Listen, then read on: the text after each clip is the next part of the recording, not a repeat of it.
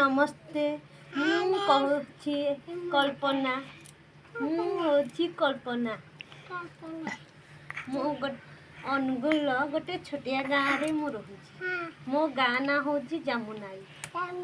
ସେଇଠି ମୋ ଛୋଟ ପରିବାର ଧରିକିନି ଆମେ ଚଳୁଛୁ ମୋ ସ୍ୱାମୀଙ୍କର ଛୋଟ ଗାଡ଼ିଟେ ବିଜନେସ୍ ଅଛି ସେ ଗାଡ଼ି ଚଲାନ୍ତି ମୁଁ ମୋ ଦୁଇ ପୁଅଙ୍କ ସହିତ ଘର କାମ କରିଥାଏ ଦି ପୁଅକୁ ନେଇ ତାଙ୍କର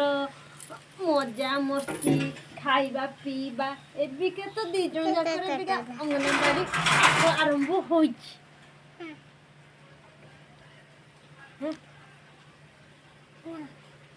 ଆଉ ସମସ୍ତଙ୍କର ଦୁଷ୍ଟ ଏଇ ମୋ ସାନ ପୁଅ ସବୁବେଳେ ଦୁଷ୍ଟ ହେଉଛି ଦୁଷ୍ଟ ହେଉଛି କ'ଣ ପାଇଁ କହିଲ ଆମ ଅନୁଗୁଳିଆ ଛୁଆ କିରା ନ କହିଲେ କ'ଣ ହବ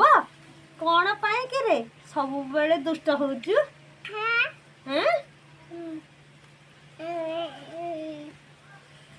ଏଇ ଏମିତି ଦୁଷ୍ଟ ଛୁଆକୁ ଦେଖିଛ